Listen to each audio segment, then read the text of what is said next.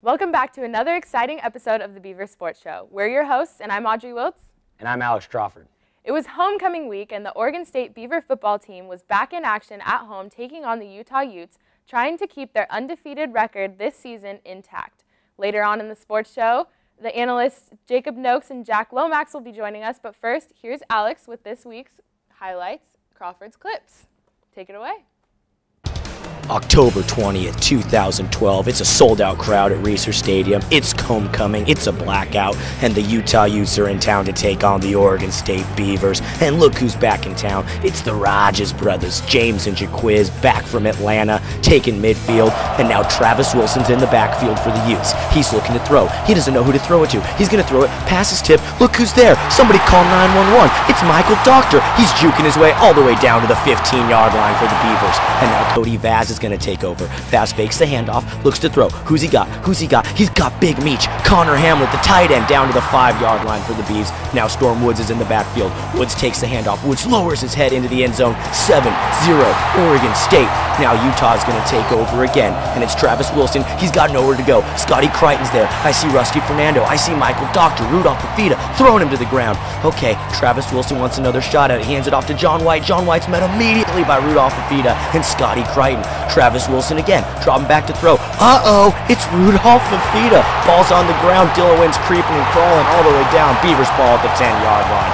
Beavers take over. Stormwood's in the backfield again. Stormwoods takes a handoff, makes a little move, cuts it inside. 14-0 Oregon State. Beavers go up. Oh, he's celebrating for his second TD of the day. Oh, a little trickeration. Going to try the reverse, but the ball's on the ground. Scotty Crichton, right place, right time. Beavers football. Cody Vaz fakes the handoff, drops back to throw. Who's he going to throw it to? Of course, it's Marcus Wheaton. First down, Beavers. And look at the student section. They're celebrating. They're doing the first down chant. They're happy. It's homecoming. It's a night game. Stormwoods again. Stormwoods find the end zone. 21-7 Beavers. That'd be your final. Woods' third TD of the day. And the Beavers beat the Utes in Reser to go 6-0 on the season. This week's player of the game was none other than Storm Woods, who racked up 17 carries for 46 yards and 3 touchdowns to lead the Beavers to a 21-7 victory over Utah.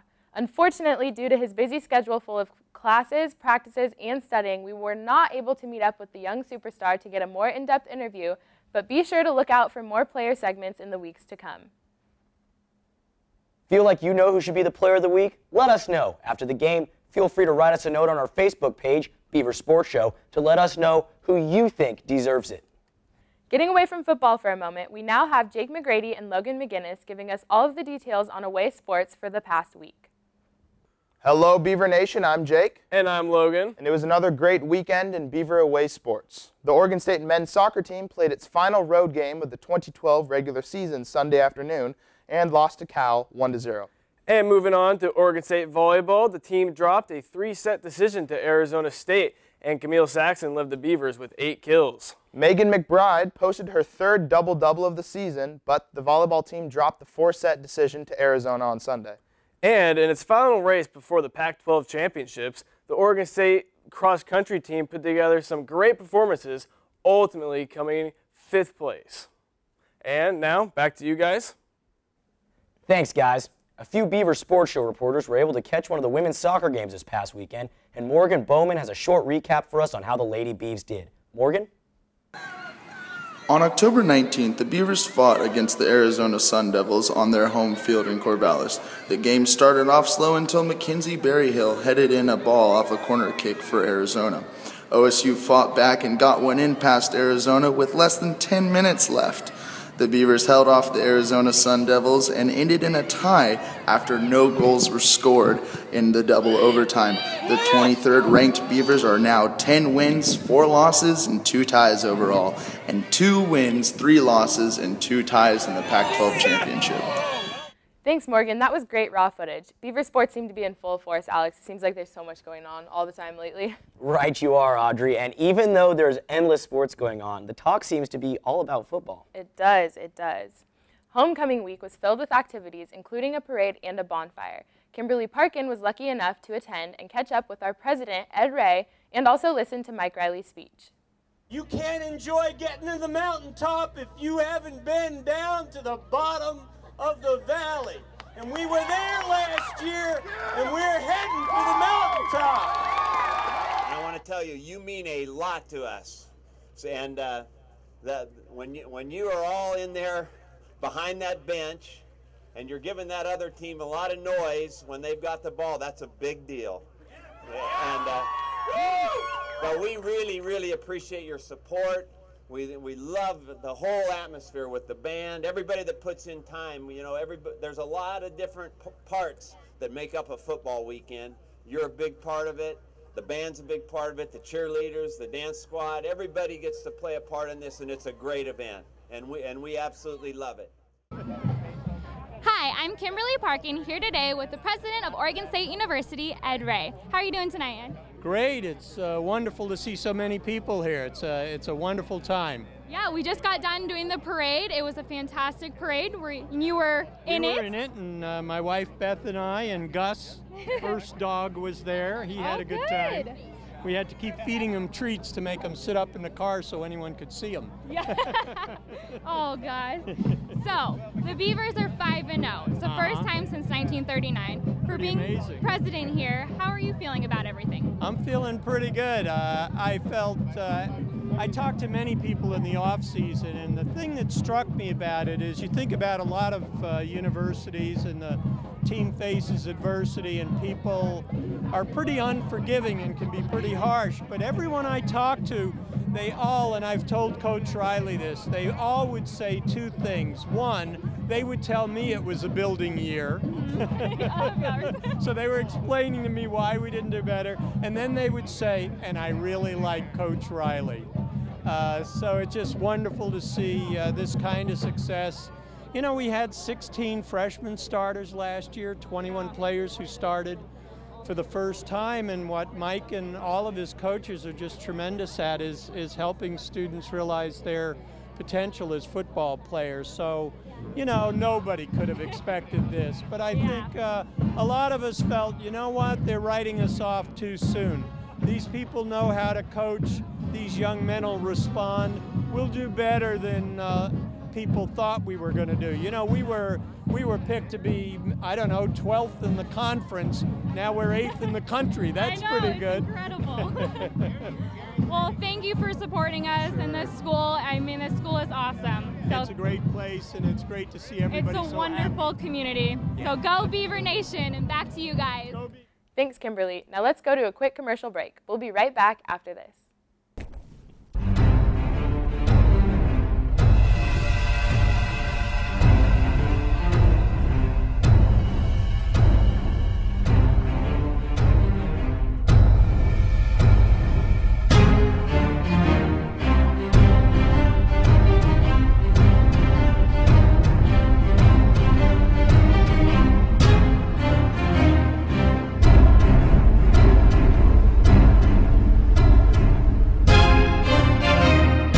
Everybody, now it is time for the Beaver Roundtable. Jacob, Jack, nice to see you guys. Welcome. Great to be back. I'm excited for another roundtable. Yeah. Get ready to debate, guys. Oh yeah, I'm ready to whoop your guys' butts. So let's do it. All right. Now you guys know the rules. I ask the questions and you guys take care of the rest. First question. According to Oregon State University's athletic site, the women's basketball team was picked to finish in a tie for 5th place in the Pac-12 conference, voted on by the coaches. What are you guys' predictions? Where will this team's year finish up? Jack? Well, you know, like you said, last year, 5th in scoring, 5th in points allowed, 5th in the conference. We set records in total rebounds, block shots. We scored the 2nd most points in school history. 20-13 after our run in the NIT. 8th time in school history, we've had 20 wins. You know, I believe we have a good squad. We're returning more than 75% of our points. We got a good, young, ranked team, 17th in recruiting, our 17th ranked. That's pretty good. Mm-hmm. Last year, the only conference, they sent 2 teams. You know, I think we have a chance. It's a maybe for me. Okay, what's your prediction, though? I think we're about 3rd in the conference. Okay, you did your homework. Oh, yeah. Good job, Jack. I'm going to go with 4th in the conference. I think they're going to finish a little bit better than predicted. The experts preseason rarely get it right, as you know, in any sport. You know, like you said, last year was a record-setting year in a lot of ways for the Beaver squad. And Scott Ruick, he makes his team better year in and year out. They're returning Patricia Bright, Sage and Dendy, and she was a freshman Pac-12 honorable mention last year as a freshman. That's Allie Gibson. She's coming back on the team. So they're returning quite a bit of talent. I think this team's going to do better than expected. Can they get over the hump? Can they make the women's NCAA tournament? That remains to be seen, but I do think they'll finish better than 5th. I think they'll finish 4th. That's a good point. I mean, we all know Stanford's a powerhouse. I mean, they went 18-0 in the Pac-12 conference last year, so they're almost a lock to win it. Then you have California. They're probably going to get second. They only lost 5 games in the Pac-12. But after that, it's open. I mean, the first year under Scott Rueck, we went last in the Pac-12. We finished dead last. But last year, we finished 5th, and that was a huge improvement for us. So this year, I'm going to say we finished 3rd. We're going to win 22 games overall, and we're barely going to squeak into the tournament. I like it. That's very, very optimistic. All right. Yeah, Scott Rueck has really, year 1 to year 2 made a big improvement. Yeah, what a job he's done. Yeah. He's done a great job. Second question. It's getting closer to November, which means we are getting closer to basketball season. Let's switch it over to men's basketball. I want to know who you guys think is going to be the most dominant player on this year's men's basketball team. Who are your key players for, not just per game, I know we talk about that stuff with football and all that, for the season? Who's going to be most important on the men's basketball team? I'll take this. Devon Collier. He's my guy. I mean, he averaged 13 points last year, and he's going to have to back up Jerry Cunningham, who averaged 18, so he's the next in line. He has to take over as that go-to guy. I think he has all the right tools to be a leader. I mean, he's a great rebounder, great shot blocker. He does it all. My other key players, Eric Moreland, Angus Brandt, both had great seasons last year. They're going to step it up, but I'm going to go with my go-to guy as Devon Collier. All right. Jack, you want to take this one? Yeah, I'm gonna go with Eric Moreland. My guy's not going to dominate offensively. He's going to dominate defensively. This guy is a shot blocking machine. He had 69 shot blocks last year. He's going to scare a lot of players out of the paint. He's either going to block their shot or he's going to make a miss and take a bad one. He's my guy. I think this front court is huge. Angus Brandt, Joe Burton, Devon Collier, and Eric Moreland. We got size, we got athleticism, we got strength and experience. I think we're going to be good. Right. I think both of you guys made great points. I think that Devon Collier or Eric Moreland could end up being the key player on this year's team, but my pick has to be Roberto Nelson. Roberto Nelson's coming in. He's the guy that's replacing Jared Cunningham, a guy who was one of the best players in the conference last year and, in my opinion, was robbed of the Conference Player of the Year trophy. Roberto Nelson coming into this program was labeled as a program-changing recruit. He hasn't quite lived up to that potential yet, but I think this is the season he finally does it, because, I mean, if he's going to do it, it's going to have to be this season. And at Media Day, at Men's Basketball Media Day, Coach Robinson was raving about Roberto Nelson's offseason. He had above and beyond high praise for Roberto Nelson. So I think Roberto Nelson's going to come in. I think he's finally going to show us what he can do. He's my key player for this year's team. All right. I think that, men's basketball, we should have an exciting season, like you said. Absolutely. Lots of size, lots of athleticism. Very exciting. Although it's different from last year without Jared, I think that this team is very well equipped still. So. Oh, yeah, we'll get into that. We have a lot to talk about once the season goes on. We do. Enough of basketball. Okay. Back to football. Last question. Mike Riley has announced, as most of you know, that Sean Mannion is cleared to play this weekend and will start against the Huskies. What do you guys think? Is that a good decision? I do. I mean, Mannion won 4 of the last 6 games for us, and he's performed well in 3 of the last 4. So Vaz won the last 2 games, but like I said last week, he was going to have another 300-yard game to have any quarterback controversy. He didn't do that. He only threw for 170 yards. That's not going to get the job done. Our defense really stepped up last week, our defensive line especially. So Sean Mannion's been with the starters all week, and I think he's our go-to guy. So Sean Mannion, great decision. Well, listen, I think that Mike Riley's been making great decisions all season long. I'm not going to go as far as to say this is a bad move, but I think they might be rushing him back a little quickly. He had a torn meniscus. He had surgery on it. One bad hit, one funny roll, the knee or the ankle, and he could be out for the rest of the season. So I think, this is a guy we're building our program around here at Oregon State. This is a guy who's the future, and to rush him back, I know that he is, he's an NFL prototype.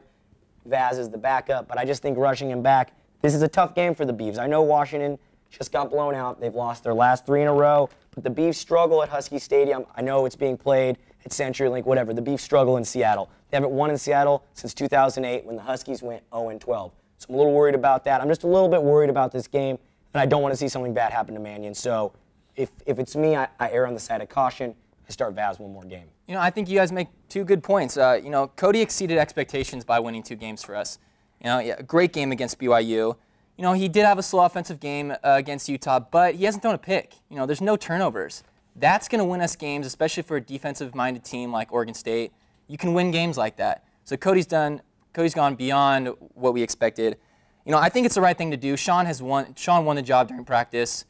He had a great 4 games, got us to 4-0.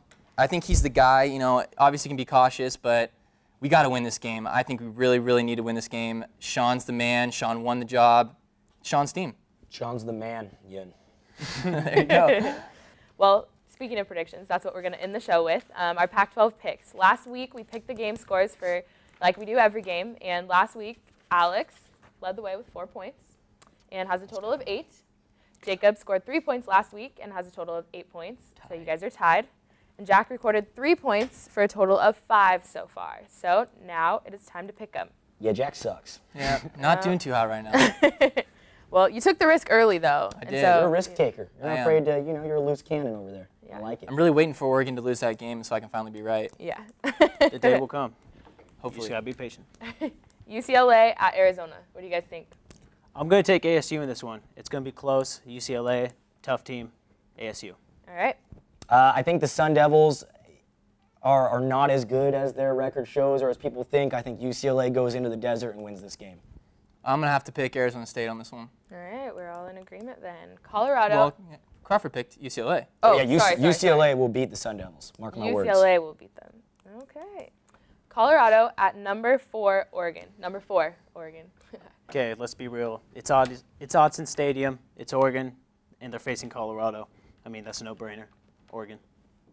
Oregon. You know, I really want to pick Colorado, but I can't. I really can't. They're just absolutely terrible. Oregon wins this one big. All right. Number 9, USC at Arizona. I'm going to go USC in a close one. Arizona's very tough at home, as we all know. But USC is going to pull it off. Matt Barkley, 4 touchdowns. Calling it right now. All right. U of A looked really good last week. I think USC's kind of righted the ship and figured out what they were doing wrong early in the season. I think Matt Barkley continues to shine, and I do think the Wildcats play the Trojans tough. USC wins. Well, I'm gonna disagree. I'm gonna say Arizona gets this one. I don't like Matt Barkley. I don't like how he plays. I think he's gonna trip up again. All right. Washington State at number 17, Stanford. I love how Stanford's been playing lately. I think they got robbed against Notre Dame. Absolutely. I believe that was a touchdown at the end. But I'm going to pick Stanford big. Stanford, most definitely. This isn't Washington State's year. Mike Leach will make an impact eventually, not this year. Yep, he's a great recruiter, but not this year. Stanford all the way. All right. California at Utah.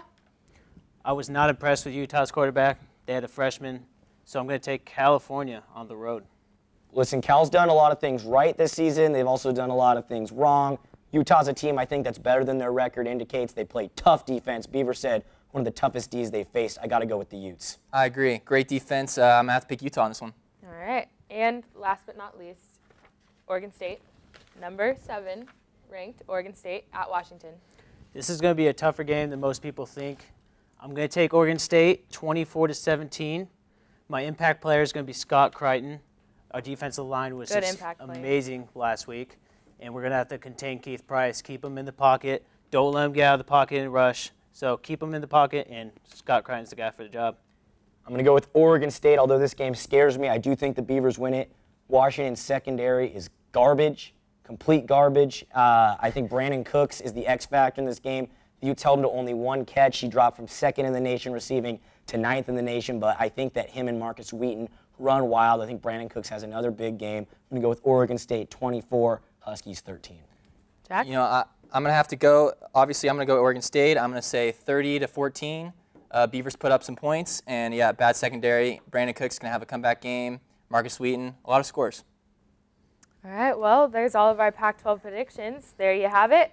We'll keep you updated as the show goes on.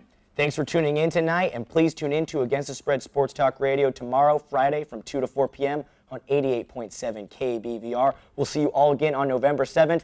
To all the Oregon State students, the Corvallis community, have a safe and fun weekend and a very happy Halloween. Good night.